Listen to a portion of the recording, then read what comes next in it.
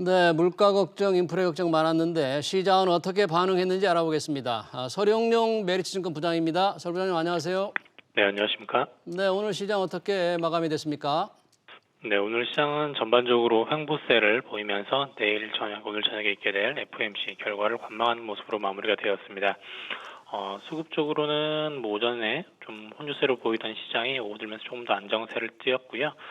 코스피에서는 외국인과 기관이 동반 순매도를 보인 반면에 코스닥에서는 기관과 외국인이 오후 들면서 순매수세로 전환을 하면서 기관은 코스닥에서 500억 원, 기관이 70억 원 정도 누적 순매수를 하면서 개별주들의 변동성이 커지는 모습들을 오늘 하루 종일 보이는 모습이었습니다.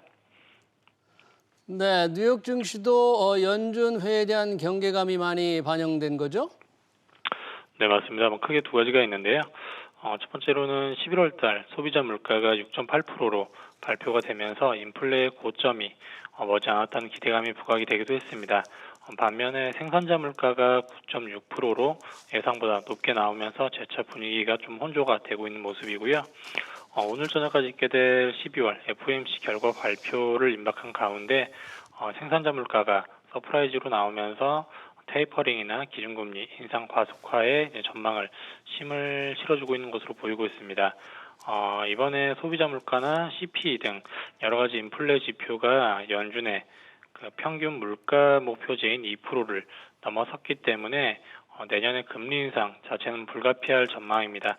다만 그 금리 인상에 대한 속도가 현재 예상하고 있는 속도보다 얼마나 더 빨라질 것이냐, 그 시작 시점이 언제로 더 앞당겨질 거냐라는 것들이 지금 조금 관망 포인트가 되지 않나 싶습니다. 네, 국내 시장에서 눈에 띄는 종목은 어떤 게 있었나요? 네, 오늘 아무래도 전반적으로 시장이 멈춰 있다 보니까는 최근에 바이오 섹터들이 좀 강세를 보이고 있습니다.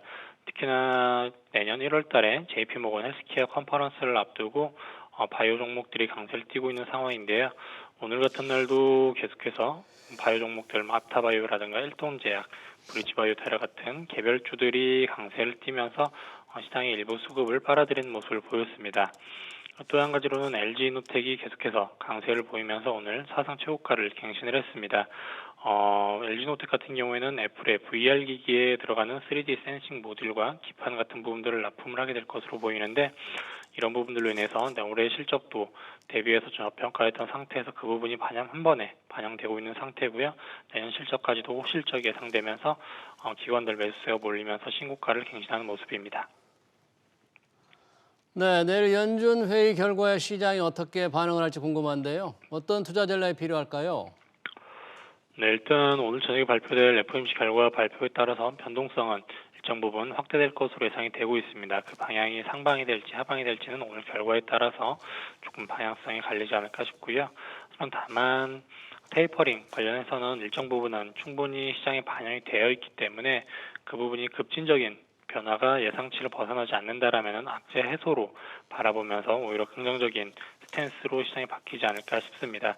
물론 연말이라는 부분들이 있기 때문에 절대적으로 거래량이나 그런 부분들이 좀 한산한 가운데 있지만은 악재가 해소된다라면은 그런 부분들이 다시 한번 시장이 마지막 연말 랠리를 준비하는 모습으로 들어갈 수도 있겠습니다.